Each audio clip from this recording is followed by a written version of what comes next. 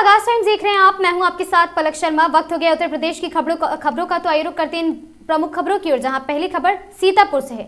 Retired लेखपाल के घर पर 50 लाख की लूट हुई है। आधा दर्जन बदमाशों ने घर में घुसकर लूट की घटना को अंजाम दिया है। घर में लोगों को बंधक बनाकर की गई लूट। महिलाओं और पुरुषों से पहने हुई ज्वेलरी भी लूट ली गई। आपको बता दें, असलहों के बल पर बदमाशों ने बड़ी लूट को अंजाम दिया। 7 लाख कैश सहित 45 लाख के जेवरात लूटे गए हैं। पुलिस व फोरेंसिक टीम मौके पर पहुंची है, जांच में जुटी है। जनपद तालगांव थाना इलाके के रसूलपुर का पूरा मामला बताया जा रहा।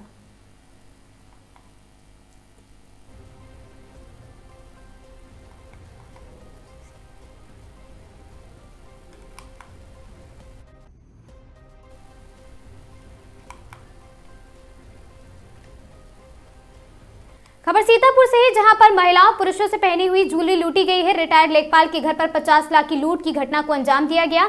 7 लाख कैश सहित 45 लाख के जेवरात लूटे गए हैं। जनपद तालगांव थाना इलाके के रसूलपुर का पूरा मामला।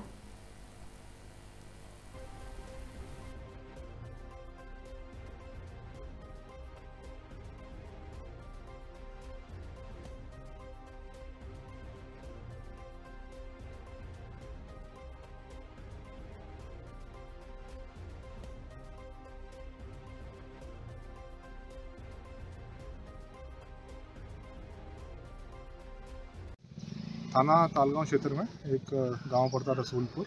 वहाँ पे एक सूचना प्राप्त हुई थी कि रात में लगभग 1-1:30 बजे लगभग 5 से 6 लोग इनके घर में घुसे हैं।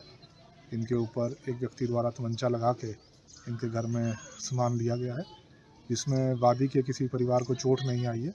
और यहाँ से वो जो लोग आए थे 5-6 लोग, इनके यहाँ से सामान ले गए, जिसमें इनके द्वारा बताया गया है लगभग 4 से 5 लाख का कैश था और लगभग 10 से 12 लाख की ज्वेलरी उसमें चली गई है। इसमें मौके का मुआयना मेरे द्वारा किया गया है एवं एसओजी और फील्ड यूनिट द्वारा मुआयना किया गया है। इसमें सारे एफआईआर को पंजीकृत कर 4 टीमों को लगाया जा रहा है और जल्द इसका अनावरण किया जाएगा। क्या नाम है? मेरा नाम पुष्कर वर्मा है। मेरे पिताजी का नाम अमर सिंह है। मैं रसूलपुर का निवासी हूँ। लगभग 1 बजे की रात में मैं जग भी रहा था, आने की कोई आहट नहीं मिली हमें। फिर अचानक से हमारे रूम में घुसे और रजाई फेंक के जो है हमारी चैन खींच ली और जो है हमारे ऊपर असलहा तान दिया और जो है सारे कमरों में घुस के हमारे भाई साहब थे अजय वर्मा, उनको भी बांध दिया, उनके भी असलहा तान दिया और जो है सारी अलमारी बेलचे से तोड़ के और सारी जेवर और 7 लाख कैश था। लगभग जेवर सहित मिला के लमसम में 50 लाख का सब सामान था जी। किसी को मारे पीटे भी हैं या सिर्फ सामान? नहीं, मारे पीटे कुछ नहीं थे। जो महिलाएं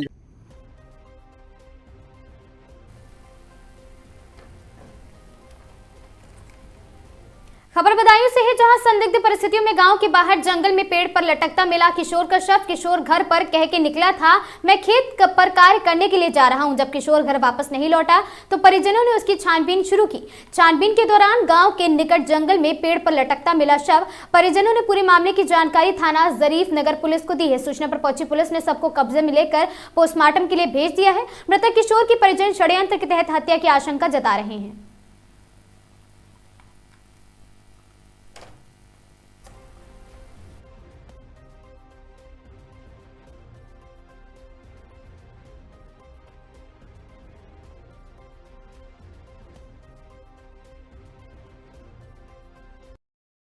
नाम है आपका? राम भैया। अच्छा, आपके बेटे की मौत कैसे हुई है, क्या है पूरा मामला? बेटा हमारा सब सुबह 8 बजे गया था घर से। खेत पर देखने भेजा मैंने कि जा तू खेत में घूम। तो वहाँ पे जाके देखी तो मैंने 2 बार लड़का भेजा। मैंने देखी भैया कहाँ है, भैया कहाँ है, भैया ना मिलो। फिर मैं शाम के 4 बजे गया तो वहाँ पर काके तक लटका हुआ मिला नीचे। अच्छा, क्या लगता है आपको? लड़का की हत्या करी है। अच्छा, किसी पे शक है आपका? हाँ, शक है जी। थाने में तहरीर वगैरह दी है? अभी तो ना दी है सर। वो रात तो मैंने कागज अभी दिन आए यहाँ के लग।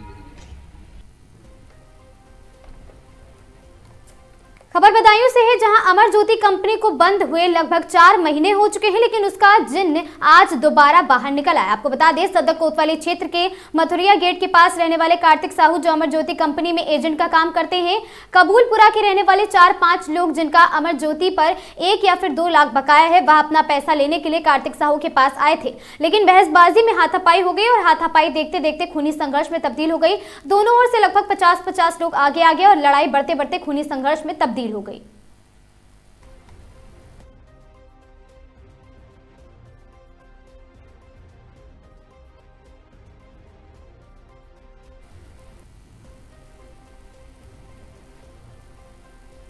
खबर सोनभद्र से है, जहां शक्तिनगर थाना क्षेत्र में देर रात एक भीषण सड़क हादसा हो गया, जिसमें एक युवक की दर्दनाक मौत हो गई। बाइक और कार की आमने सामने जोरदार टक्कर में युवक गंभीर रूप से घायल हो गया। सूचना मिलते ही शक्तिनगर पुलिस मौके पर पहुंची और युवक को जीवित रखने के लिए जीवित होने की संभावना के मद्देनजर संजीवनी चिकित्सालय में भर्ती कराया गया। अस्पताल में सघन जांच के बाद डॉक्टर ने युवक को मृत घोषित कर दिया। मृत युवक NTPC कॉलोनी शक्तिनगर का निवासी बताया जा रहा। मामले की जाँच शुरू कर दी गई है। प्रारंभिक जाँच तेज कर रफ्तार को हादसा संभावित कारण माना जा रहा है। शक्तिनगर थाना क्षेत्र में सड़क सुरक्षा पर एक बार फिर सवाल खड़े कर देने वाली यह घटना क्षेत्र में चर्चा का विषय बनी हुई है।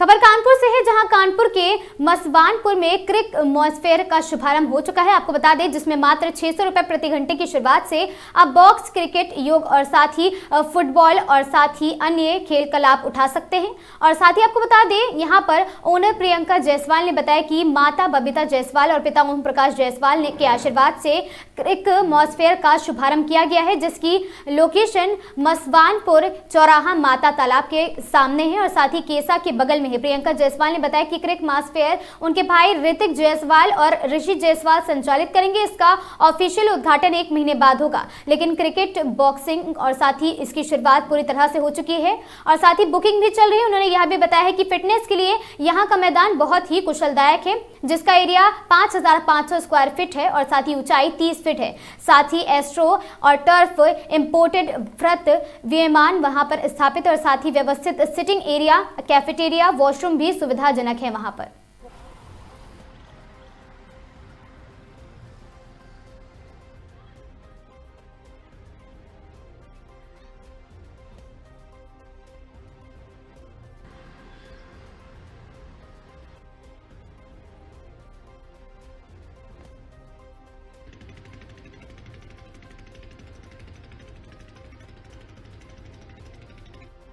सर, मेरा नाम ऋतिक जायसवाल है। हम यहाँ पे बना रहे अपना क्रिकेट बॉक्स क्रिकेट, फुटबॉल यहाँ पे होगा, सारे गेम्स होंगे। हमारे बॉक्स क्रिकेट का नाम है क्रिक मॉस्फेयर और ये हमारा कल्याणपुर में खुला आवास विकास मामा तालाब के सामने। ये माननीय श्री अभिजीत सिंह सांगा द्वारा किया जाएगा और अगले महीने तक उद्घाटन हो जाएगा, पर अभी बुकिंग स्टार्ट है। आप लोग हमारे यहाँ खेलने आए और बहुत ही अफोर्डेबल प्राइजेस रखे गए हैं और बहुत ही प्रीमियम आपको क्वालिटी मिल जाएगी। ग्रास वगैरह की, टर्फ हमारा, टाइमिंग हमारा 24 आवर्स ओपन है। जब भी आप आना चाहें आप मेरे को कॉल करें, DM करें इंस्टाग्राम पे या कभी भी। सर, यहाँ पे आपको खेलने के लिए सारी चीज़ें मिलेंगी, बैट बॉल, क्रिकेट, वो विकेट्स एंड फुटबॉल भी खेल सकते हैं आप जो चाहे खेल सकते हैं, जितने लोग भी आए खेल सकते हैं। स्टार्टिंग प्राइस तो बहुत ही मतलब अफोर्डेबल है, 600 से स्टार्ट है। बाकी वो डिपेंड करता है आप किस दिन और किस टाइम पे आप बुकिंग कर रहे हैं। ऐसे ये देना चाहेंगे कि आप आए, खेलें, अपने फिजिकल फिटनेस पे थोड़ा ध्यान दें, है ना। तो जितना आप खेल पाएंगे, आप मतलब बड़ी एज के लोग बॉक्स क्रिकेट खेलते हैं। कल ही 40 ईयर्स के अंकल आए थे खेलने, तो बहुत खुश होके गए हमारे टर्फ से। तो आप सभी आए रिगार्डलेस ऑफ एज। मेरा नाम प्रियंका जायसवाल है। हमारे भाई ने यहाँ पे बॉक्स क्रिकेट खोला हुआ है। यहाँ पे अगर आप आते हैं तो आपको सारी चीज़ों का सुविधा भी मिलेगी। यहाँ पे एक्चुअली कैंटीन भी है, अगर आप लोग आएंगे, खाना पीना अगर आप लोग चाहते हैं तो वो भी आप लोग को प्रोवाइड हो सकती है। और यहाँ पे अच्छी क्वालिटी के घास भी लगे। अगर आप सफाई आप यहाँ पे देख सकते हो, आप यहाँ पे आपको हमेशा सफाई मिलेगी। यहाँ पे ऐसा नहीं होगा आपको गंदगी मिले। यहाँ पे पार्किंग की भी सुविधा है, अगर आप आते हैं तो आपको पार्किंग भी अच्छे से ही मिलेगी बाहर। सारी चीज़ें की बहुत अच्छी सुविधा होगी। जैसे उद्घाटन के अवसर पर आप हमारे चैनल के माध्यम से क्या मैसेज देना चाहेंगे लोगों से?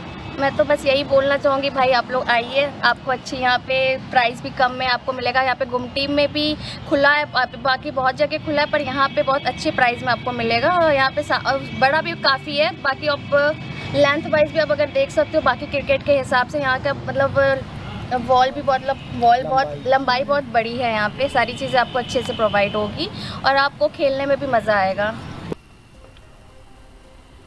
खबर बदायूं से है, जहां जनपद बदायूं में आचार्य पंडित मुर्मुक्षु कृष्ण दद्दा जी महाराज के सानिध्य में निकाली गई सनातन हिंदू एकता पदयात्रा। सनातन हिंदू पदयात्रा का उद्देश्य सभी हिंदुओं को एकजुट करना। गठबंधन के सभी वरिष्ठ सम्मानित एवं हिंदू संगठनों ने पदयात्रा में भाग लिया। पदयात्रा की शुरुआत कोतवाली सदर क्षेत्र के विरुआवाड़ी मंदिर से शुरू हुई। आचार्य धीरेन्द्र कृष्ण शास्त्री की पदयात्रा के बाद यह पदयात्रा निकाली जा रही है। भारत माता के जयकारों के साथ पदयात्रा की शुरुआत हुई और साथ ही पदयात्रा का उद्देश्य सभी हिंदू एकजुट हो, किसी पर भी किसी तरह का अन्याय और समुदायों द्वारा अत्याचार नहीं होना चाहिए। भारत को हिंदू राष्ट्र घोषित करना है। पदयात्रा भागीरथी कछला गंगा घाट पर लगभग 4 बजे पहुंची। हिंदू सनातन पदयात्रा का जगह जगह स्वागत भी हुआ।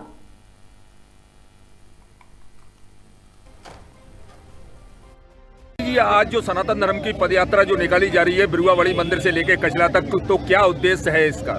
हमारा उद्देश्य है कि ये भेदभाव जो आज पनप रहा है भारत में, जात पात का ये लगा करके और हम लोगों के लिए दिग्भ्रमित किया जा रहा है और एक दूसरे के प्रति वैमनस्यता और एक दूसरे को गाली, इधर से गाली पड़ रही है, कभी उधर से गाली दे रहे हैं, ये सब समाप्त होकर के बड़े प्रेम से एक दूसरे के साथ रहें और भारत के लिए मजबूत बनाए, सशक्त बनाए, करुणा के साथ सशक्त बनाए। तो आपको लगता है कि इस यात्रा से इस पे फर्क पड़ेगा इस चीज पे? निश्चित रूप से हम आगे बढ़ेंगे और चलते चलते एक ना एक दिन अवश्य क्रांति आएगी और अवश्य लोग जागृत होंगे और अवश्य लोग इस बात के लिए मानने को तैयार होंगे। कुछ दिन पहले धीरेन्द्र कृष्ण शास्त्री जी ने भी यात्रा निकाली थी और आप भी निकालने जा रहे हैं, तो क्या है इसका मकसद पूरा? हमारा मकसद है कि हिंदुत्व जो है, सनातन धर्म जो है, वो बड़ा पवित्र धर्म है। वहाँ पर सर्वे भवन्तु सुखिना का संदेश है, वहाँ पर वसुदेव कुटुंबकम का संदेश है, वहाँ पर सबसे बड़ी बात है विश्व का कल्याण का संदेश है। इसलिए हम चाहते हैं कि यहाँ हिंदू राष्ट्र घोषित हो और भारत विश्व गुरु बने। महाराज जी, ये यात्रा जो है क्या बजे से प्रारंभ होगी और क्या बजे समापन होगा? ये महाराज अब तो 11 बज रहे हैं और प्रारंभ होकर के बाद 4 बजे 5 बजे तक हम विश्राम करने का प्रयत्न करेंगे। इस यात्रा में मतलब किन किन लोगों ने भाग लिया है? हमारी यात्रा में सब भाई हैं जिन्होंने भाग लिया है। कई दल एकत्रित हुए हैं इसमें और 4-5 दल हैं जो कि हमारे साथ हैं और हमारे सब साथ में खड़े हैं। नाम विशेष किसका लें? कितने प्रमुख दल होंगे लगभग जो आपके साथ शामिल हैं? लगभग 5-7 दल तो हैं हमारे साथ में। विश्व हिंदू परिषद है, विश्व हिंदू संघ है और भारत विकास परिषद है, साथ में हमारे और अन्य गौरक्षा दल है और बजरंग दल है और हनुमान दल है, ये सब है। जा रही है बिरुआवाड़ी मंदिर से लेकर कचला तक, तो क्या उद्देश्य है इसका? हमारा उद्देश्य है कि ये भेदभाव जो आज पनप रहा है भारत में, जात पात का ये लगा करके और हम लोगों के लिए दिग्भ्रमित किया जा रहा है और एक दूसरे के प्रति वैमनस्यता और एक दूसरे को गाली, इधर से गाली पड़ रही है, कभी उधर से गाली दे रहे हैं, ये सब समाप्त होकर के बड़े प्रेम से एक दूसरे के साथ रहें और भारत के लिए मजबूत बनाए, सशक्त बनाए, करुणा के साथ सशक्त बनाए। तो आपको लगता है कि इस यात्रा से इस पे फर्क पड़ेगा इस चीज पे? निश्चित रूप से हम आगे बढ़ेंगे और चलते चलते एक ना एक दिन अवश्य क्रांति आएगी और अवश्य लोग जागृत होंगे और अवश्य लोग इस बात के लिए मानने को तैयार होंगे। कुछ दिन पहले धीरेन्द्र कृष्ण शास्त्री जी ने भी यात्रा निकाली थी और आप भी निकालने जा रहे हैं, तो क्या है इसका मकसद पूरा? हमारा मकसद है कि हिंदुत्व जो है, सनातन धर्म जो है, वो बड़ा पवित्र धर्म है। वहाँ पर सर्वे भवन्तु सुखिना का संदेश है, वहाँ पर वसुदेव कुटुंबकम का संदेश है, वहाँ पर सबसे बड़ी बात है विश्व का कल्याण का संदेश है। इसलिए हम चाहते हैं कि यहाँ हिंदू राष्ट्र घोषित हो और भारत विश्व गुरु बने। महाराज जी, ये यात्रा जो है क्या बजे से प्रारंभ होगी और क्या बजे समापन होगा? ये महाराज अब तो 11 बज रहे हैं और प्रारंभ होकर के बाद 4 बजे 5 बजे तक हम विश्राम करने का प्रयत्न करेंगे। इस यात्रा में मतलब किन किन लोगों ने भाग लिया है? हमारे यात्रा में सब भाई हैं जिन्होंने भाग लिया है। कई दल एकत्रित हुए हैं इसमें और 4-5 दल हैं जो कि हमारे साथ हैं और हमारे सब साथ में खड़े हैं। अब नाम विशेष किसका लें? कितने प्रमुख दल होंगे लगभग जो आपके साथ शामिल हैं? लगभग 5-7 दल तो हैं हमारे साथ में। विश्व हिंदू परिषद है, विश्व हिंदू संघ है और भारत विकास परिषद है, साथ में हमारे और अन्य गौरक्षा दल है और बजरंग दल है और हनुमान दल है, ये सब है। खबर बदायूं से है, जहां बदायूं में स्वास्थ्य विभाग की लाचार व्यवस्था पर उठे सवाल। या चारपाई पर बीमार मरीज नहीं, बदहाल चिकित्सा स्वास्थ्य व्यवस्था है, जिसमें शामिल है वार्ड बॉय और साथ ही अटेंडर स्टाफ और जिम्मेवार लोग, जिनकी ड्यूटी है किसी मरीज या घायल के अस्पताल लाए जाने पर स्ट्रेचर उपलब्ध कराना और उसको इमरजेंसी कक्ष तक ले जाना और वार्ड में शिफ्ट करना। परिजन तो इसकी जान बचाने के लिए वाहन की उपलब्धता के अनुसार ही, भले ही बड़े वाहन हो, चारपाई सहित लेकर आए हों, मगर इमरजेंसी तक चारपाई लेकर पहुंच गए हैं, ये बात बड़ी है। बदायूं जिला अस्पताल बदइंतजामी और साथ ही बदतमीजी और उगाही के लिए मशहूर होता जा रहा है।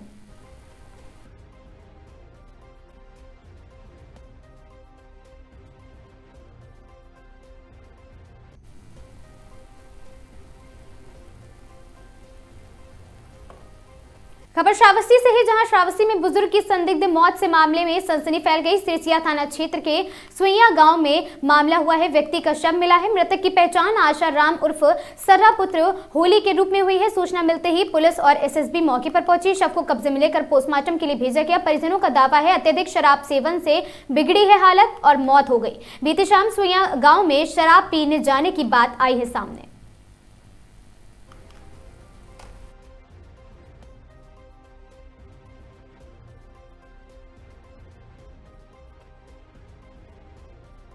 क्या नाम है आपका? मेरा नाम लक्ष्मण प्रसाद है। किस ग्राम सभा के रहने वाले हैं? ग्राम पंचायत पर सोहना। ये जो अभी एक आदमी का जो शव मिला है, इसके बारे में कैसे पता लगा और क्या नाम है ऐसा आदमी का? ये सुबह जब हम लोग जो है अपना दिशा मैदान के लिए लोग निकले तो देखे तो रोड के बगल में पड़ा हुआ था। जानकारी मिली कुछ लोगों को द्वारा कि भाई एक आदमी वहाँ पड़ा है। हमको भी बताया गया, हम घर पे थे। फिर 4-6 लोगों को लेकर के आए तो यहाँ देखा पहचान में नहीं आ रहा था। फिर हमने जो है 112 पे कॉल किया। पहले दीवान जी को कॉल किया चौकी पे, तो आपने कहा कि 112 पे कर दीजिए। 112 पे 112 आई। इसके बाद अपना प्रशासन आ गया, चौकी इंचार्ज आ गए। ये जो मृतक है ये कहाँ के रहने वाले हैं और क्या नाम है? ये काफ़ी लोगों से पूछताछ के बाद पता चला ये ग्राम भुतना भुतना के रहने वाले हैं। सर्रा नाम है शायद आपका जी। मृतक का कारण कोई पता लगा है, कैसे इनकी मृत्यु हुई है? नहीं, अब कारण तो पता नहीं लगा है, लेकिन यही कि जहाँ ये पड़े हैं उसके अगल बगल जो है इनकी वो मूंगफली वगैरह पड़ी है और चटनी वगैरह पड़ी है और गिलास उलास पड़ा है दारू वारू का। लगता है ये है कि संभावना है कि दारू पी के ऐसा कुछ।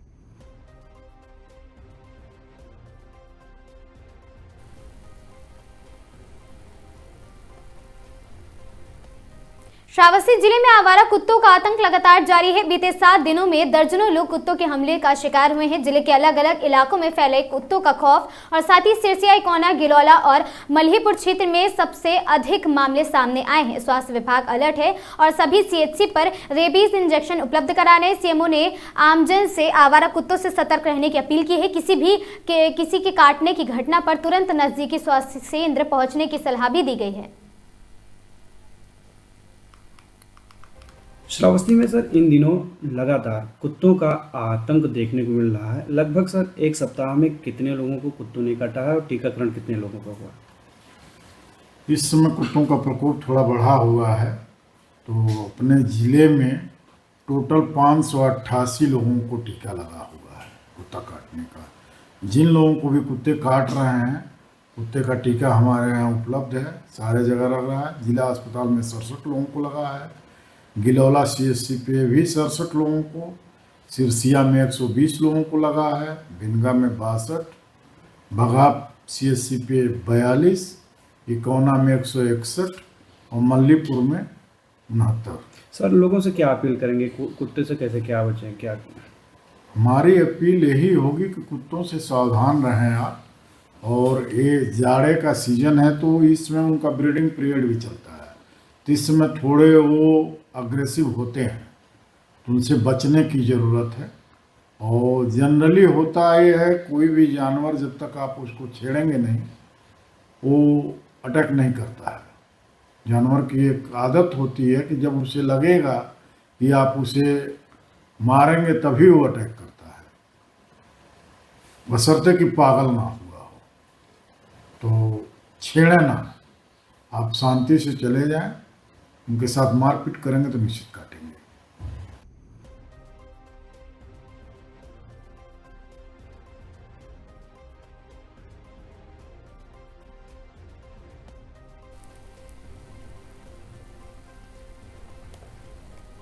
अगली खबर उन्नाव से है, जहां पर आपको बता दें सांसद साक्षी महाराज बोले मोदी जी के नेतृत्व में देश भर में ऐतिहासिक मंदिरों का हुआ है निर्माण। खबर उन्नाव से है, जहां सांसद और साथ ही भाजपा नेता साक्षी महाराज ने रविवार को प्रधानमंत्री नरेंद्र मोदी के नेतृत्व की सराहना करते हुए कहा कि भारत में जितने बड़े पैमाने पर मंदिरों का निर्माण और जीर्णोद्धार वर्तमान सरकार में हुआ है उतना पहले कभी नहीं हुआ है। उन्होंने कहा कि महाराजा वीर विक्रमादित्य और इंदौर की महारानी अहिल्याबाई होलकर के बाद यदि किसी ने सबसे अधिक मंदिरों का निर्माण कराया है तो वह प्रधानमंत्री नरेंद्र मोदी के नेतृत्व में हुआ है। बता दें कि सांसद साक्षी महाराज ने समाजवादी पार्टी के अध्यक्ष अखिलेश यादव पर भी तीखा हमला बोला। उन्होंने कहा कि दुनिया की बात छोड़िए, सिर्फ अयोध्या राम मंदिर को लेकर अखिलेश यादव और उनके पिता का रवैया क्या रहा ये जनता भली भांति जानती है। बांग्लादेश में हिंदू संत के साथ हुई मारपीट के सवाल पर साक्षी महाराज ने घटना को दुर्भाग्यपूर्ण और निंदनीय बताया। उन्होंने कहा कि जिस बांग्लादेश को भारत और हिंदुओं के सहयोग से आजादी मिली है वहां इस तरह की घटनाएं शर्मनाक है।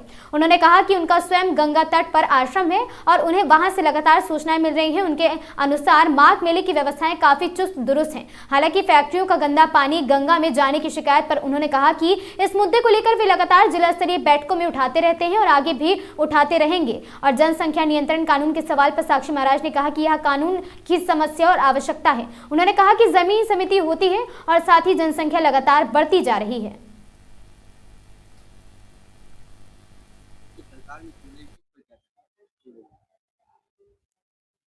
महाराजा वीर विक्रमादित्य के समय मंदिरों का जीर्णोद्धार हुआ था, नंबर 1। नंबर 2, इंदौर की महारानी अहिल्याबाई होलकर ने मंदिरों का निर्माण कराया था।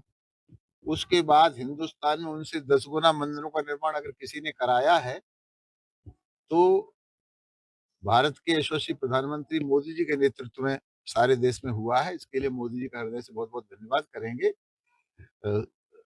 अखिलेश यादव ने जो कुछ कहा है वो भारत सारी दुनिया की बात छोड़ दें, अयोध्या के मंदिर को ही लेकर के वो और उनके पिताश्री का क्या रवैया रहा। हमें और भी हिंदुओं की लाशें बिछानी पड़ती तो हम लाशें बिछाते, पर किसी ताकत में भी अयोध्या में मंदिर नहीं बनने देंगे। लेकिन आज गगनचुंबी मंदिर अयोध्या में बना है तो मोदी जी की और भाजपा की देन। महाराज जी, एक बार फिर बांग्लादेश में एक हिंदू मारा पीटा गया है, सामने आया है, तो उसका क्या कहेंगे, जिससे कि लगातार ये दुर्भाग्य की बात है, जिस बांग्लादेश पर हमारे भारत का एहसान है, हिंदुओं का एहसान है, जिन्होंने उसे आजाद कराया, उनके साथ में उनका ये कुकृत्य निंदनीय है। लेकिन सरकार है इन सब बातों पर निगाह रखे हुए है। महाराज जी, माघ पर्व पर अक्सर लापरवाह है और सिटी ड्रेन उन्नाव की फैक्ट्रियों का पानी जहरीला गंगा जी में जा रहा है, इस पर किस तरीके से आप कार्रवाई कराएंगे? माघ मेले को लेके सरकार बहुत गंभीर है और महाकुंभ की सफलता के बाद ये छोटा सा मेला महाकुंभ का इसका होता है माघ मेले का, परंतु उसे भी कुंभ का रूप देने का योगी जी ने प्रयास किया है। और मेरा चूंकि वहां पर आश्रम है तो मैं जो संज्ञान ले रहा हूँ, सूचना मेरे पास आ रही है, उसके अनुसार वहाँ की व्यवस्था बहुत ही चुस्त दुरुस्त बहुत अच्छी है। तो गंगा में पानी जा रहा है, फैक्ट्री में गंगा, लोग बलाई और जो है पूर्वा गाला है और पंचमपुरवा, वहाँ के लोग गंगा में स्नान नहीं करते, काफी पशु भी आगे पानी। उसके लिए हम लोग प्रयास करते रहे हैं, जिला की मीटिंग में उसको उठाते रहे पर उठाएं। महाराज जी, बीजेपी की सरकार इस बार तीसरी बार बनी है एनडीए की, जनसंख्या नियंत्रण कानून अभी तक नहीं बन पाया, इस पर क्या कहेंगे? जनसंख्या नियंत्रण कानून आवश्यक है, परंतु ये सरकार की नीति के अनुसार होता है। जमीन छोटी होती चली जा रही है, जनसंख्या सुरक्षा की तरफ मुंह बढ़ाती हुई चली जा रही है। इसके लिए आखिरकार निर्णय तो सरकारों को लेना होता है। महाराष्ट्र में टीएमसी का चुनाव हुआ, बीजेपी को अच्छी बढ़त मिली, वहीं से कहीं ना कहीं ओवैसी को भी अच्छी बढ़त मिली। क्या 2027 में ये चीज यूपी में देखने को मिलेगा? नहीं, तो भविष्य के गर्भ में क्या छुपा है ये नहीं कह सकते, लेकिन 27 में भारतीय जनता पार्टी उत्तर प्रदेश भारी बहुमत से सरकार बनाएगी। महाराष्ट्र में जिस तरह से इस चुनाव में सफलता मिली है उसके लिए वहाँ के मुख्यमंत्री का फडणवीस जी का और शिंदे जी का और वहाँ की जनता का, कार्यकर्ताओं का हृदय से बहुत बहुत धन्यवाद करता हूँ, बधाई देता हूँ कि उन्होंने मोदी जी के नेतृत्व को सम्मान दिया है। कहा जा रहा है कि जिस तरह से बीएमसी के चुनाव मुंबई में हुए 2027 के चुनाव होंगे तो कहीं न कहीं जो इस्लाम धर्म के लोग मानने वाले हैं, मुस्लिम चेहरा देखकर भी एक तरफा वोट करने को उम्मीद है, तो वैसे ही लगातार एक्टिव नजर आ रहे हैं। कहीं न कहीं बीजेपी इसके संदर्भ में कुछ कहना इसलिए अभी जल्दी होगी क्योंकि मोदी जी के नेतृत्व में पारदर्शी चुनाव होता है। पहले वोटों पर डाका पड़ता था, चोरी होती थी।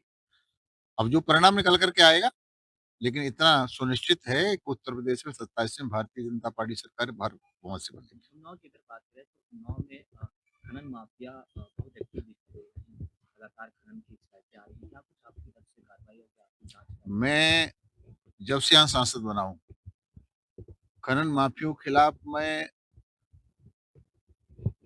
कोई न कोई कार्रवाई करता रहा हूँ। मुख्यमंत्री लेवल तक शिकायत को लेकर के मैं पहुंचा हूँ। जिलाधिकारी से मैंने कहा है, फिर कितना ही बड़ा कोई आदमी ना हो, चाहे सांसद हो, चाहे विधायक हो, चाहे कोई और हो, ये खनन को इजाजत नहीं जा सकती। भारत माता की छाती को छलनी करने का किसी को अधिकार नहीं है। मैं अगर कहीं आपको विशेष शिकायत हो तो फिर मैं जिलाधिकारी से बात करूंगा, पर इस संदर्भ में लेके बात करता ही रहता हूँ। महाराज, काशी का राम मंदिर बन गया है और जो है अयोध्या का राम मंदिर बन गया है, पर मथुरा में अभी जो है कृष्ण जी का मंदिर नहीं बना है। धीरे धीरे देखिए होता है क्या, प्रयास जारी है। खबर चंदौली से है, जहां दो पक्षों में हुई मारपीट का वीडियो सोशल मीडिया पर हुआ वायरल। झोपड़ी लगाने विवाद में दो पक्ष आए सामने। दोनों पक्षों में जमकर हुई मारपीट, एक दूसरे पर जमकर बरसाए लाठी और डंडे, और साथ ही रेशम विभाग की जमीन को लेकर दोनों पक्षों में हुआ था विवाद। वायरल वीडियो का पुलिस ने लिया है संज्ञान।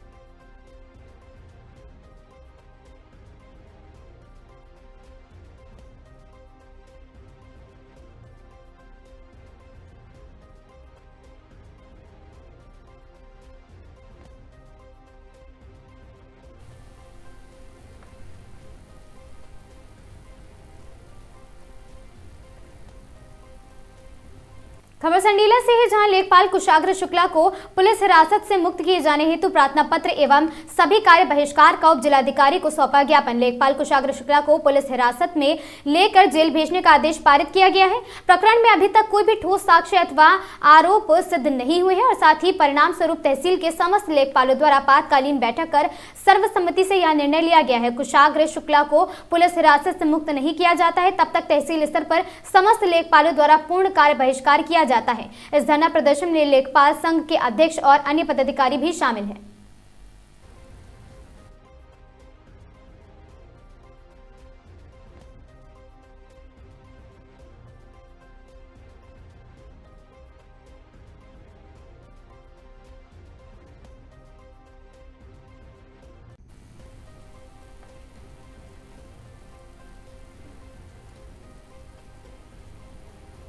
खबर उन्नाव से है, जहां सांसद साक्षी महाराज के आवास पर आयोजित कार्यकर्ता मिलन समारोह में भाजपा के पूर्व प्रदेश अध्यक्ष भूपेंद्र चौधरी पहुंचे।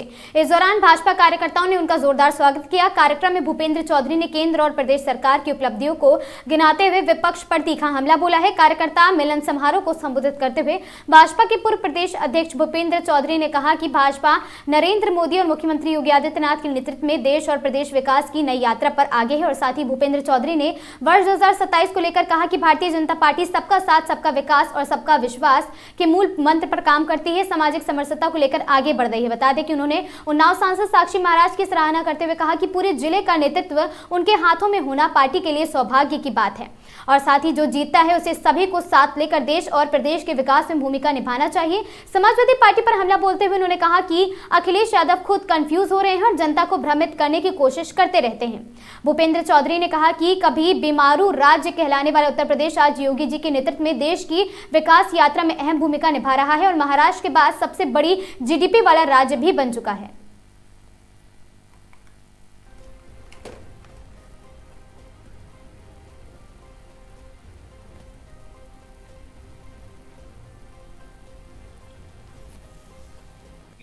कहीं ना कहीं वो वैसी भी बड़ी जीत हुई है क्या 2027 हम लोग जनादेश का सम्मान करते हैं।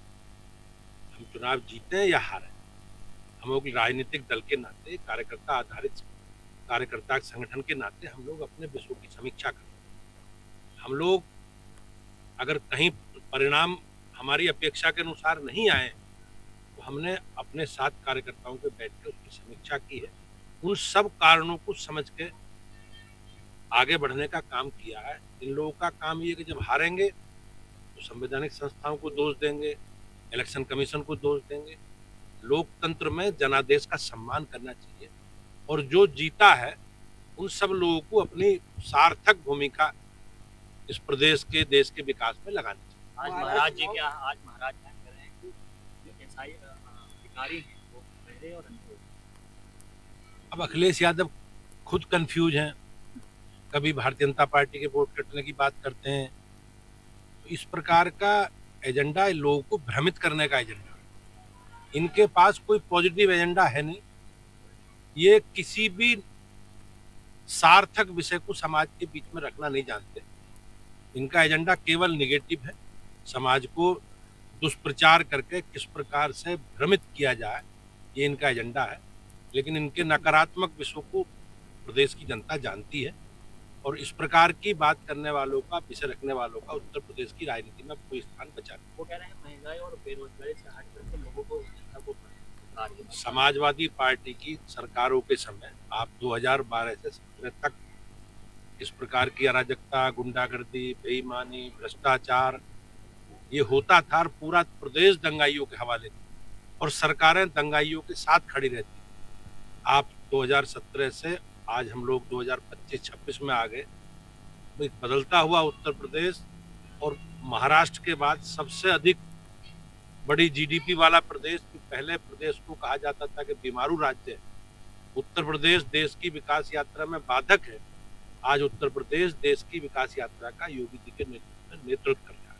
मुंबई में क्या 2027 भारतीय जनता पार्टी सबका साथ, सबका विकास, सबका विश्वास की बात करती है।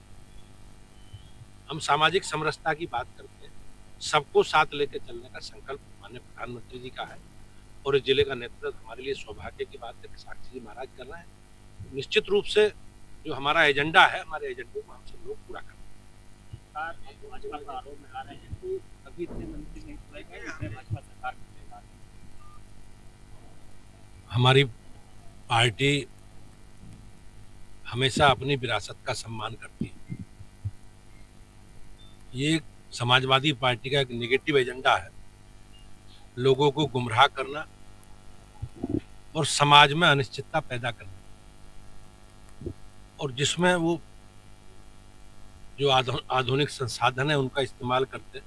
अभी उन्होंने इसकी चर्चा आप कर रहे हैं, उन्होंने कहा है उन्होंने एआई का दुरुपयोग करके फेक वीडियो बनाकर इस प्रकार का प्रचार करने का प्रयास किया है, षड्यंत्र किया है।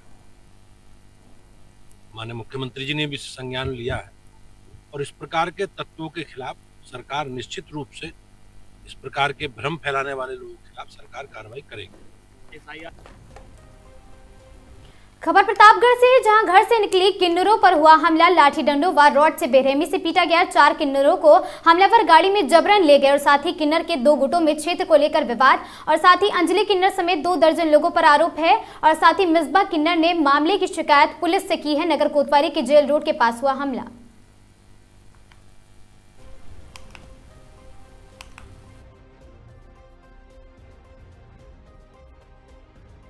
हमारे बंदे, पहले तो सभी को राम राम। हमारे बंदे बधाई पे, जैसे रोज का काम है ऐसे बधाई पे, घर के पास में बधाई थी वहीं पे गए तो अंजलि उर्फ लवलेस, नैना और क्या बोलते हैं उसको, नीतू, मानधाता वाली नीतू, 3 ये 20 लड़के गाड़ी में, 3-4 गाड़ी थी, एक इनकी ब्लोरो थी, उसमें आए और गाड़ी तोड़ के गाड़ी में से निकाल के लड़कों के पास में रोड थी, खूब रोड से बजाय पिस्टल ले रखी थी, पिस्टल ऐसे ऐसे करके मारी और खूब मार पीट करके सब मेरे बंदे घायल है और 4 बंदों को उठा करके लेके गए हैं। क्या वजह है लड़ाई की? लड़ाई की ये वजह है कि शहर पे कब्जा करना चाहती है, जो कि हम लोग शुरू से मांगते हैं। वो कॉरिडोर मांगती है, अब उसका कहीं चीज में बस नहीं चल रहा, ना तो वो शहर ही कब्जा कर पा रही, ना वो गनर ही मिल पा रहा, उसको गनर के चक्कर में सब कर रही थी, और ना उसकी कोई चल रही। हमारी जो शहर में होर्डिंग लगी है, बैनर लगे हैं, उनको भी फाड़ रहे हैं वो लोग। हमारे जो शहर में बैनर लगे उनको भी फाड़ रहे हैं, और हमारे बंदों के साथ में खूब मारपीट की, खूब घायल की, गाड़ी तोड़ दी हमारी, पूरा CCTV में कैद है।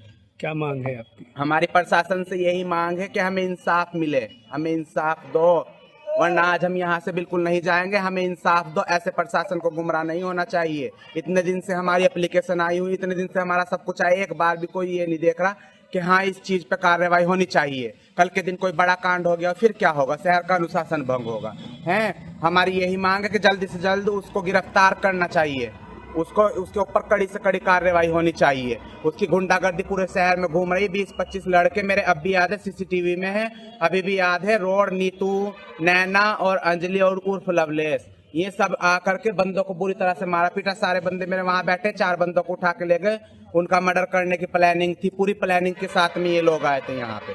क्या नाम है? देख लीजिए, मैं पूरे सबूत के साथ आपको बता रही हूँ। क्या नाम है आपका? मेरा नाम मिसबा है, अचलपुर रहती हूँ।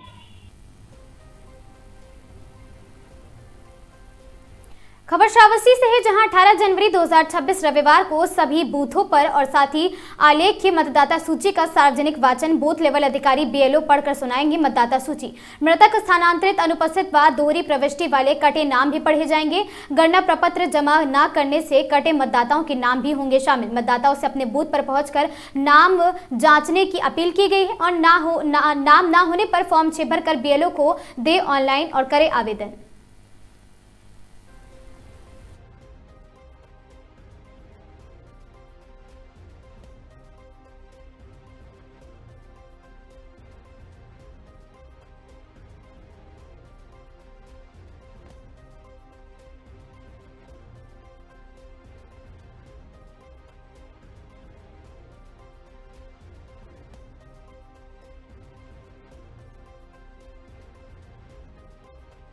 की प्रक्रिया चल रही है, और हमारा जो ड्राफ्ट पब्लिकेशन है वो समय अंतर्गत हो गया है, और इसमें अभी तक जो आंकड़े निकल के आए हैं उसमें लगभग 16.51% जो है वो हमारे SDD श्रेणी के मतदाता हैं, इनका नाम हटाया गया है, जो लगभग 1,34,000 के करीब आते हैं।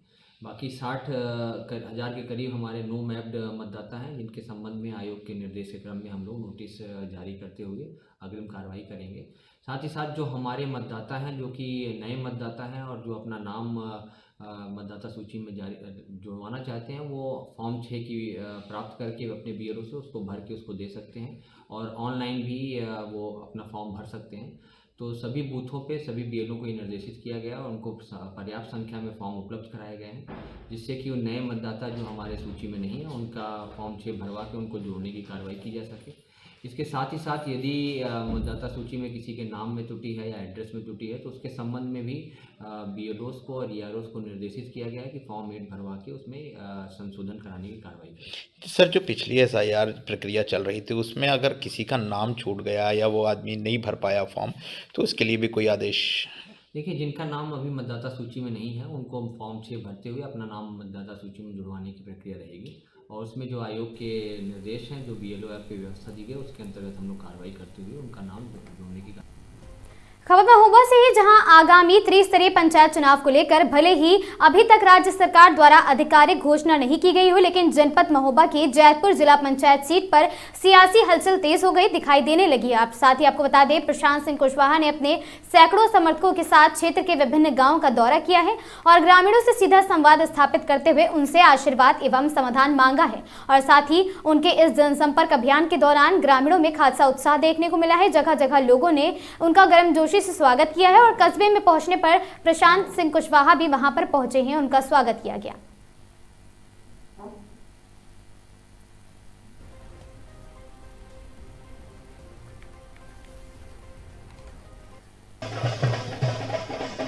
प्रशांत कुशवाहा के जो समर्थक हैं, आइए हम उनसे जानते हैं जो चुनाव की उन्होंने रूपरेखा बनाई है जिला पंचायत की, और किस आधार पर वो चुनाव में लड़ रहे हैं और गांव-गांव जा रहे हैं, जानते हैं।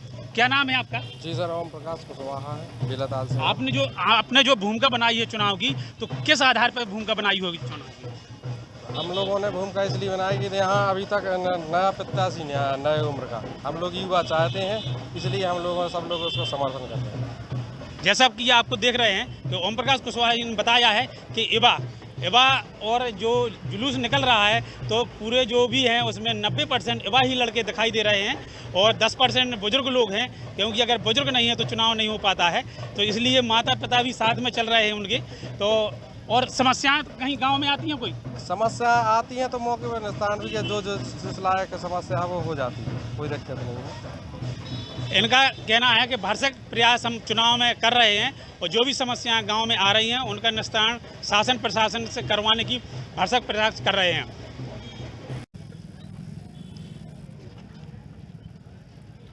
आगामी जिला पंचायत चुनाव को देखते हुए राज्य सरकार ने अभी जो घोषणा नहीं की है, लेकिन कैबिनेट मंत्री ने कहा है कि हम तय समय पर ही चुनाव कराएंगे। उसी के हलचल को देखते हुए आज प्रशांत सिंह कुशवाहा अपने तामझाम के साथ जैतपुर में नगर भ्रमण करते हुए, जिनके साथ में सैकड़ों की संख्या में हैं, आइए उनसे जानते हैं क्या और क्यों वो चुनाव लड़ रहे हैं।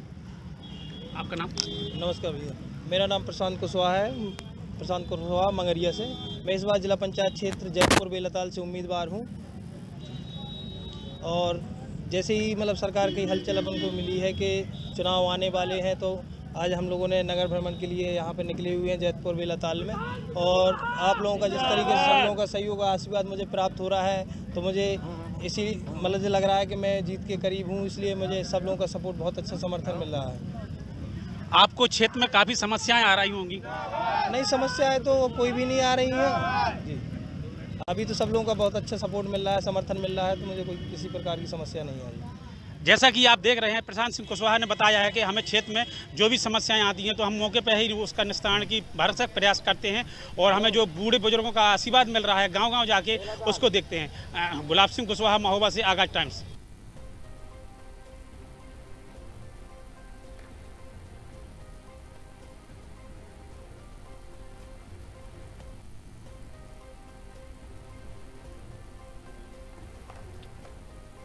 खबर श्रावस्ती से। मौनी अमावस्या के पावन अवसर पर गौ सेवा का विशेष आयोजन किया गया। एकोना क्षेत्र स्थित टंडवा महंत की गौशाला में श्रद्धा और आस्था के साथ गौ सेवा कार्यक्रम संपन्न हुआ। इस मौके पर न्यूज आपको बता दें कि वहां पर उन्होंने गौ माता की सेवा कर पुण्य लाभ अर्जित किया है और साथ ही महंत जी से आशीर्वाद भी प्राप्त किया है। कार्यक्रम में वहां पर आदि लोग मौजूद रहे और साथ ही आपको बता दें मौनी अमावस्या के अवसर पर गौशाला परिसर भक्ति और सेवा के रंग में रंगा नजर आया।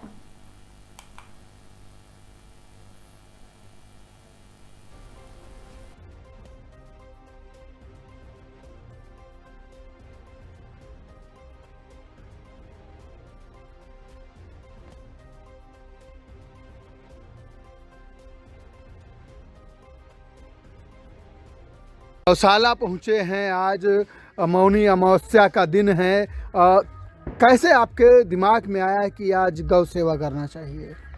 मैं श्रावस्ती के दर्शकों को बता दूं, चूँकि आज मौनी अमावस्या का बहुत ही पावन पवित्र दिन है। आपको बता दें, आज श्रावस्ती के सीताद्वार के टणवा महंत गौशाला में पहुंचा हूं, क्योंकि मैं आज बहुत ही परम सौभाग्य मेरा दिन था, क्योंकि आज से मैंने शुरुआत की है। अमावस्या के दिन आज मैंने गाय को गुड़ और केला और आटा खिला करके उनका आशीर्वाद प्राप्त किया है।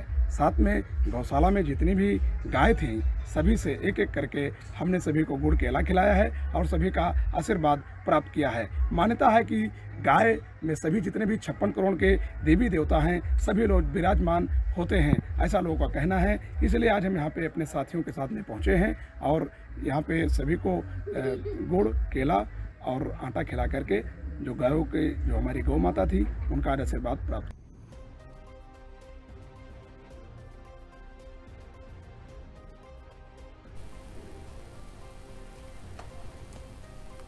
खबर सिद्धार्थनगर से है, जहां थाना त्रिलोकपुर क्षेत्र के बिस्कोहर चौकी अंतर्गत ग्राम डेघर में दबंगों ने घर में घुसकर जानलेवा हमला किया है। डेघर निवासी कलाम रायनी के घर पर घुसकर महिलाओं, बच्चों व बुजुर्गों के साथ बेरहमी से मारपीट की गई। आरोप है कि दबंग अरुण त्रिवेदी व उसके साथियों ने घर में घुसकर हमला कर भारी उत्पात मचाया। स्थानीय लोगों के अनुसार अरुण त्रिवेदी आए दिन गाँव में विवाद करता रहता है। घटना के बाद गाँव में दहशत का माहौल है। पीड़ित ने सख्त कार्रवाई की मांग की है।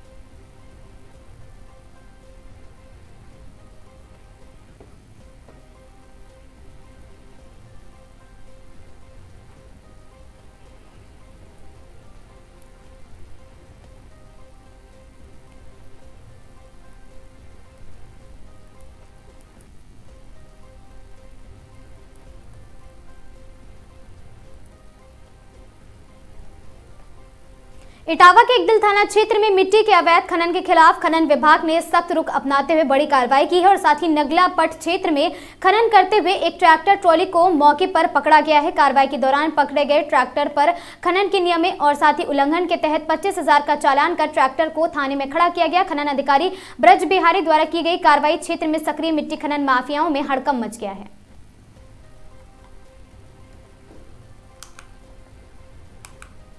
खबर सोनभद्र से है, जहां अमिला धाम घाटी में सवारियों में भरा ऑटो और साथ ही पलटने से बड़ा हादसा हो गया। दुर्घटना में एक महिला की दर्दनाक मौत हो गई जबकि आधा दर्जन से अधिक लोग घायल हो गए हैं। जानकारी के अनुसार ऑटो रामपुर बरकोनिया से बागा सेती की ओर जा रहा था और साथ ही अमिला घाटी उतरते समय ऑटो अनियंत्रित होकर पलट गया है। घायलों को उपचार के लिए अस्पताल ले जाया गया, जहाँ प्राथमिक उपचार के बाद उन्हें छोड़ दिया गया। पुलिस ने मृतका के शव को कब्जे में लेकर पोस्टमार्टम के लिए भेज दिया। यह घटना कोन थाना अंतर्गत चक्रिया चौकी क्षेत्र के अमिला घाट में बीती देर शाम की गई थी।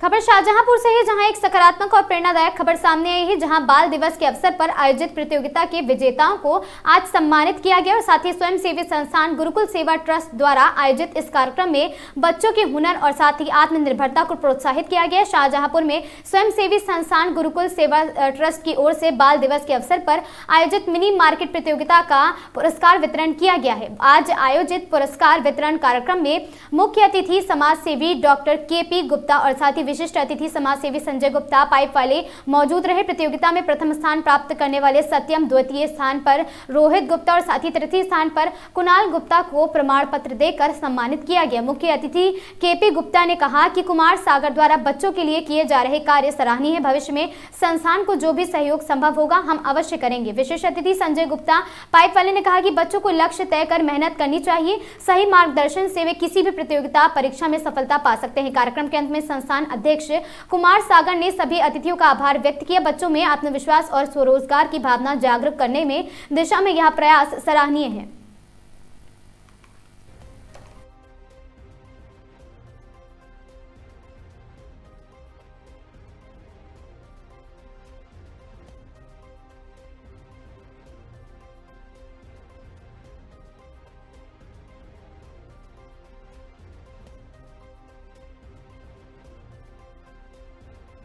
मैं आज गुरुकुल सेवा ट्रस्ट में पहली बार आया हूँ और बात कुमार सागर जी से 1-2 बार पीछे भी हुई है। किस बार ऐसा इनका कोई पिछला प्रोग्राम था, उस दिन मैं बाहर था इसलिए नहीं आ पाया, लेकिन मुझे लग रहा उस दिन नहा के मैंने अपना काफी कोई नुकसान जैसा किया। यहाँ तो देख के बड़ा मन प्रसन्न हुआ। ये काम कर रहे हैं वास्तव में सराहनीय है। और यहाँ जो छोटे छोटे बच्चे बैठे हैं, इन लोगों से जो बात करके मुझे लगा कि इन्होंने इनको इतना अच्छी तरह से पढ़वा रहे हैं, जो काम कर रहे हैं, वास्तव में इनकी जितनी सराहना की जाए वो कम है।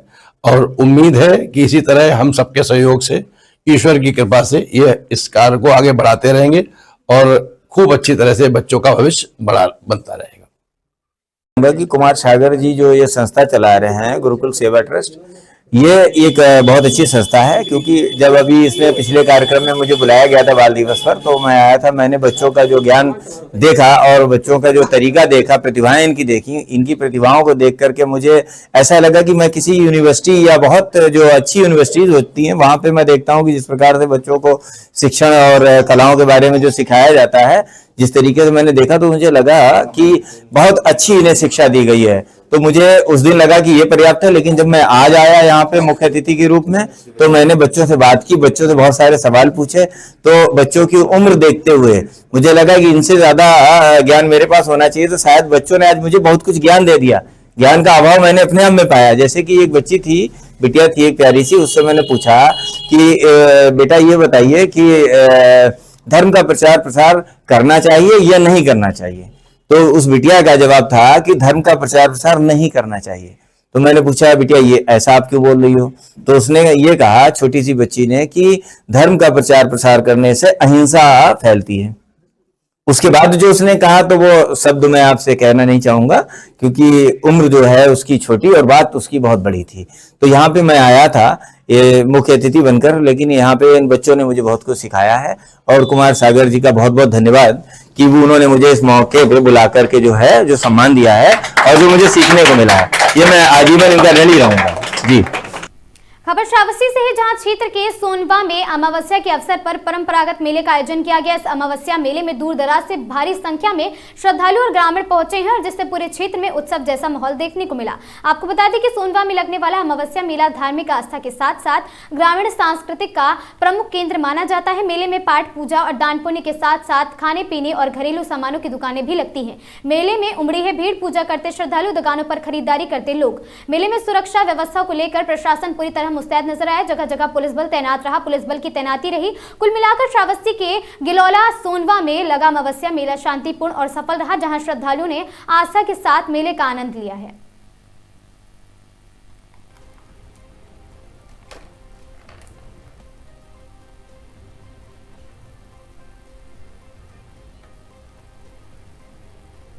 खबर लखनऊ से है, जहां थाना दुबग्गा क्षेत्र में दबंगों द्वारा अवैध वसूली किए जाने का गंभीर मामला प्रकाश में आया है। क्षेत्र के गरीब किसानों एवं फुटपाथ पर दुकान लगाने वाले दुकानदारों ने कुछ लोगों पर जबरन वसूली, गाली गलौज और जान से मारने की धमकी देने जैसे गंभीर आरोप लगाए हैं। पीड़ितों के अनुसार दुबग्गा बाजार में सैफ अली और साथी जैद नामक व्यक्ति दुकानदारों और किसानों से अवैध रूप से पैसे की मांग करते हैं और वसूली न देने पर ये लोग गाली गलौज करते हुए दुकानों पर लात घूंसे मारकर सामान गिरा देते हैं, जिससे दुकानदारों को आर्थिक नुकसान उठाना पड़ता है। इस संबंध में सभी पीड़ित किसानों और दुकानदारों ने थाना दुबग्गा में लिखित शिकायत दर्ज कराई है। लगातार हो रही इस अवैध वसूली से क्षेत्र में गरीब दुकानदारों और किसानों में भय और आक्रोश का माहौल व्याप्त है। पीड़ितों ने दुबग्गा इंस्पेक्टर से मामले का संज्ञान लेकर आरोपियों के विरुद्ध सख्त कानूनी कार्रवाई करते हुए उन्हें न्याय दिलाने की मांग की है और साथ ही स्थानीय लोगों का कहना है कि यदि जल्द कार्रवाई नहीं हुई तो स्थिति और भी गंभीर हो सकती है।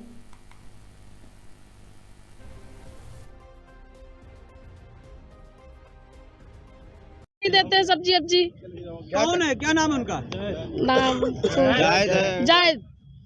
क्या कहते हैं? वसूली लेने आते हैं? हाँ, रोज लेते आते हर बाजार। कितना रुपया लेते हैं? 300, 400, 500 जितना हो पाए। 500, 1000 जो जैसे जब रोज करते हैं तो मारते हैं, बट्टा उठा लेते हैं, यहाँ से भगाने लगते हैं, मारते पीटते हैं। ये तो काफी सालों से चल रहा है। 500 आएंगे एक आदमी का, थोड़ी सब्जी लाते हैं, लगाने देते हैं, मारते पीटते हैं। बंद कर दिया अवैध वसूली, तो यहाँ के भी बंद करें। बंद होनी चाहिए, बंद होनी चाहिए। विजुअल बना लो, बाहर आओ। नाम है लाला प्रेम साहू। कहाँ पे आप खड़े हुए? दुबग्गा बाजार में खड़े हैं, सामने मेरा घर है। समस्या ये है, सबसे बड़ी समस्या यहाँ ये है कि जाम की, इस बाजार की वजह से खड़खड़े तांगे दुनिया भर की सब आते हैं और जाम लग जाता है।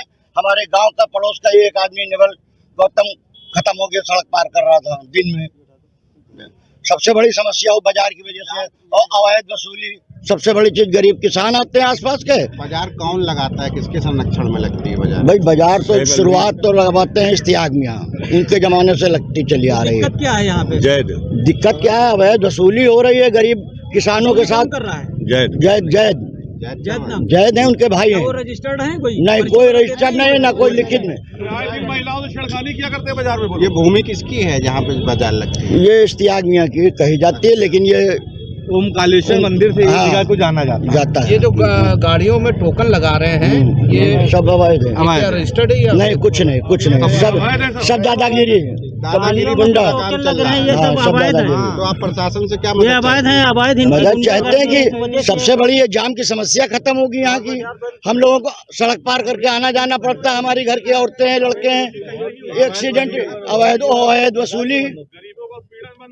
50 रुपए की भिंडी लेके आए, 100 रुपए मांगे जा रहे हैं, नहीं तो लात मार जाती है। आप जरा सा उधर वो जो भाड़े 9 भुजुए भाड़े भून रहे हैं, उनसे पूछिए जाके, वो औरतें भून रही, उनसे पूछ लीजिए केवल।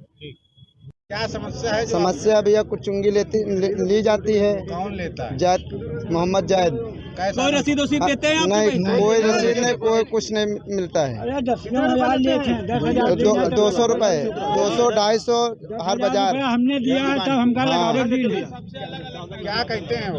कहते चुंगी दीजिए भैया, हम क्या करें, गरीब आदमी है हम लोग। ये जमीन किसकी नहीं देते, जमीन हमको नहीं पता किसकी नहीं है, मगर फिलहाल आते हैं, चुंगी लेते चल देते हैं। और जो पैसे नहीं देते बाजार में उठा ले, गाली देते हैं, फेंक देते हैं, बट्टे छिना लेते हैं, तराजू छीन लेते हैं।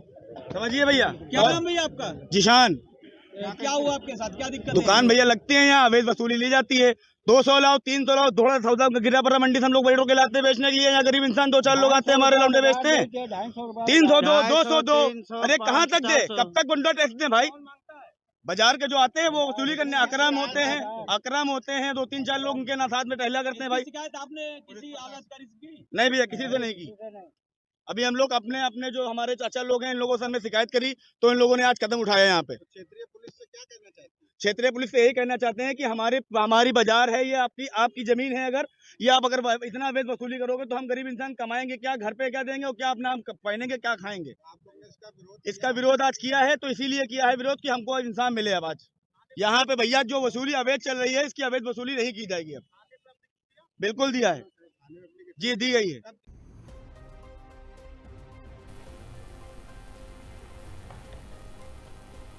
वैसे तो उत्तर प्रदेश सरकार कानून व्यवस्था की बात करती हुई नजर आती है, लेकिन उत्तर प्रदेश में अपराधों का सिलसिला थमने का नाम नहीं ले रहा। कहीं तो लूट, तो कहीं चोरी, तो कहीं अपहरण जैसी घटनाएं सामने आ रही हैं। ऐसी ही एक मामला ग्रेटर नोएडा 0 पॉइंट से एक फारुखाबाद का रहने वाला छात्र का अपहरण उस समय कर दिया गया जब वह अपने घर आने के लिए नोएडा में सवारी का इंतजार कर रहा था। तभी थार सवार 3 बदमाशों ने फारुखाबाद जाने का इशारा करते हुए उसे बैठा लिया और उसके साथ मारपीट की। यहाँ तक हाथ बांधकर उसके आपको बता दें बैग में जमा पूंजी मोबाइल द्वारा अपने अकाउंट में डलवा ली गई और फिर अपने दोस्तों और साथी परिजनों से 5 लाख की फिरौती की मांग करने लगे। उसके और साथ ही आपको बता दें फारुखाबाद निवासी शिव सिंह बीते 16 जनवरी 2026 को बस का इंतजार कर रहा था और तभी थार में सवार 3 बदमाशों ने उसका अपहरण कर लिया, जिसे नोएडा से सुकाबाद, आगरा, इटावा, सुकुमार घूमते हुए इस बीच अपराध हुई। छात्री शिव कुमार खाते और साथ ही आपको बता दें अपने खाते में उसके पैसे करा लिए गए। तो वहीं अपहरणकर्ता के यार दोस्तों ने भी अपने खाते में रुपए डलवा लिए। इसके बाद अप्रैल में छात्र के परिजनों से 5 लाख की डिमांड की गई और साथ ही घटना की सूचना थाना फारुखाबाद पुलिस को दी गई, जिन्होंने तत्काल मैनपुरी पुलिस को लोकेशन के आधार पर सूचित किया। वैसे ही वहां थाना अध्यक्ष किशनी छत्रपाल सिंह एक्शन मोड में आ गए और उन्होंने लोकेशन के आधार पर थार तलाश शुरू कर दी, जिसके बाद वे सभी पकड़े गए।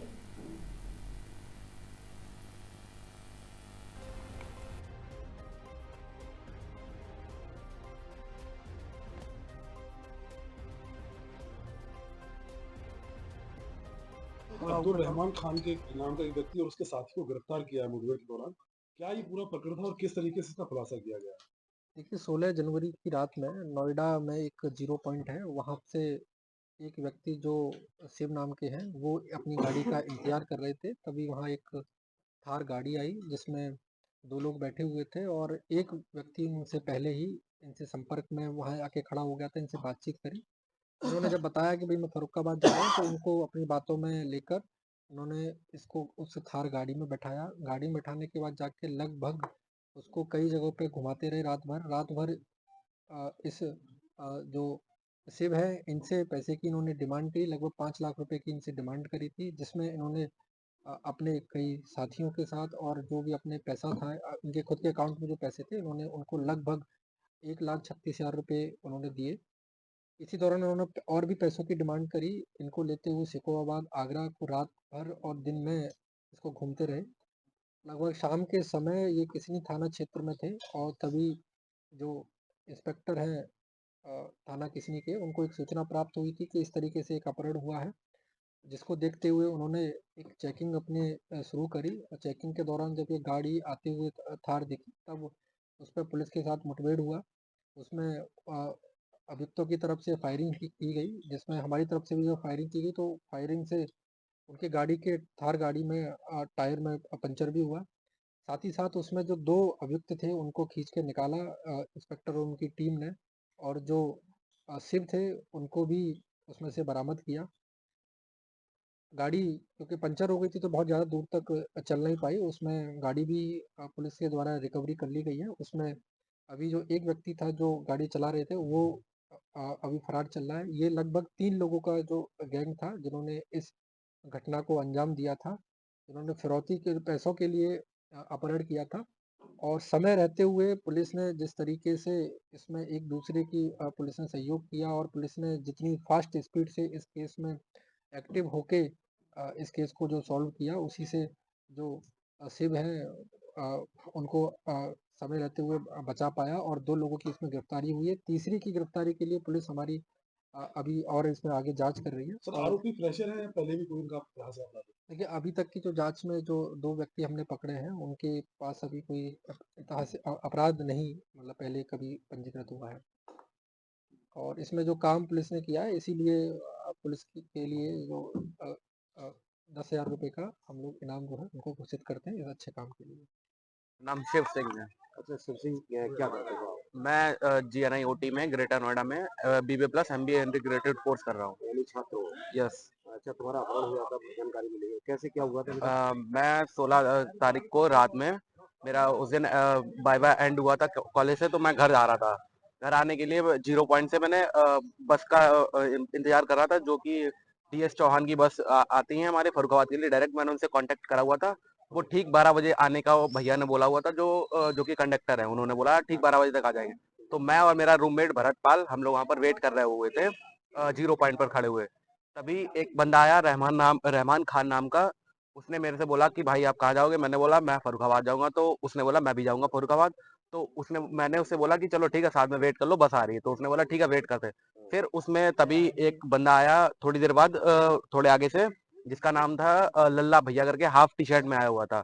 बहुत ज्यादा इतना कोहरा था, उस कोहरे में भी हाफ टी शर्ट में आया हुआ था।